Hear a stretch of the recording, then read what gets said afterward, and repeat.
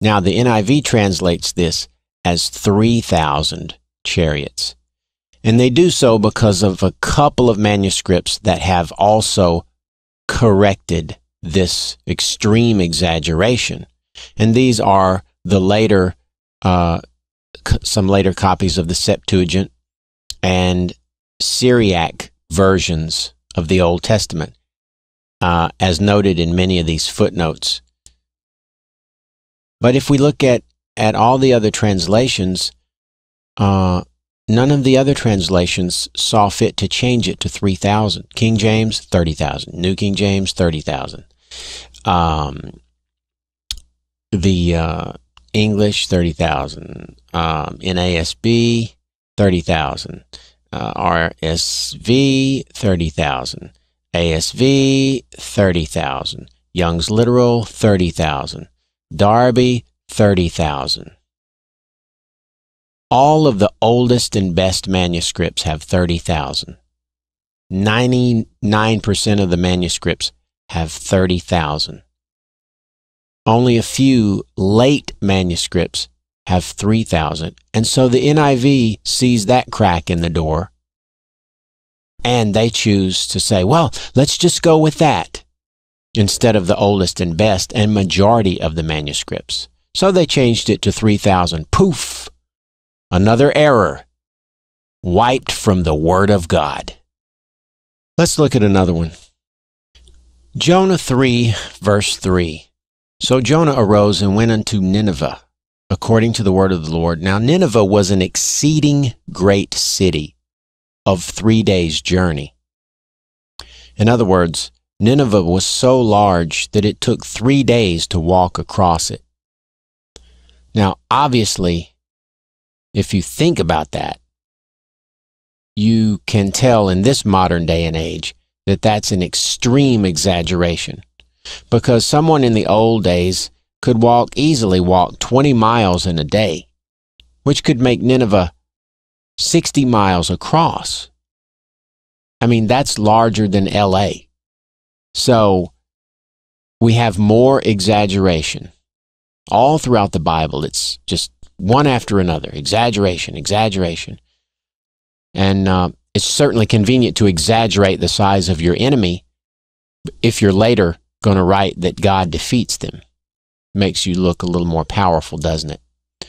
So instead of just rendering it for what it says, that the city was so large it took 3 days to go across it. And that's basically how most of the translations render it.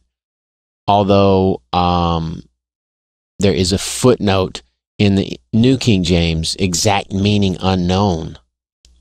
But it's interesting that all the other translations seem to know the meaning. Young's, a journey of 3 days, was an exceeding great city of 3 days' journey, Darby's translation. But when you get to the NIV says, no, we're not going to allow this exaggeration because that's way too big. No city was that big. And Nineveh has been excavated, and it was about 1.5 miles in length at its longest point. 1.5 miles. You could walk that in, 20 minutes. So the NIV, they say, oh no, we're going to make it say, Jonah obeyed the word of the Lord and went to Nineveh. Now, Nineveh was a very important city. A visit required 3 days. Like there was just so much to see that you had to hang out for 3 days. I mean, do I really need to go into any more detail about this? It's pretty clear that the translators changed great to not mean the size of the city anymore, but that it was great in stature. It was an important city. No, I think the real meaning was that it was a large city. How would I know that? Let's just go to the very next verse, 3 verse 4.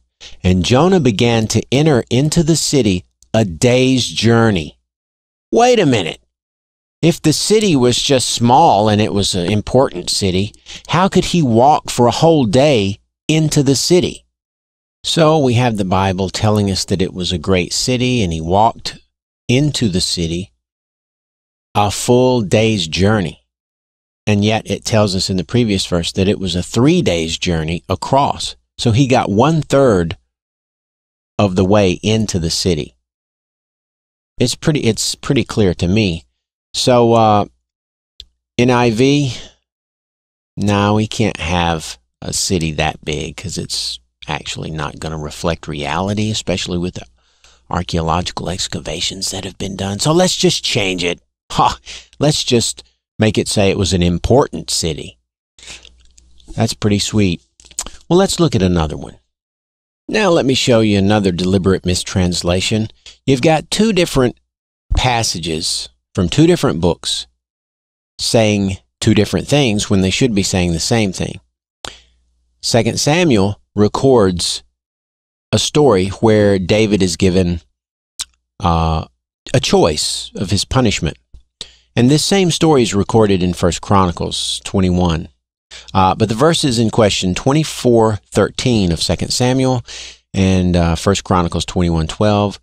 And in Samuel, David is given a choice of 7 years of famine or 2 other punishments. In Chronicles, it doesn't say 7 years of famine. It says 3 years of famine. So right away, the Word of God has a little problem here. And you would think that at least those 2 would coincide on the main points. 7 years of famine is a lot different than 3 years of famine. So let's take a look at that and see what the other translations do with it.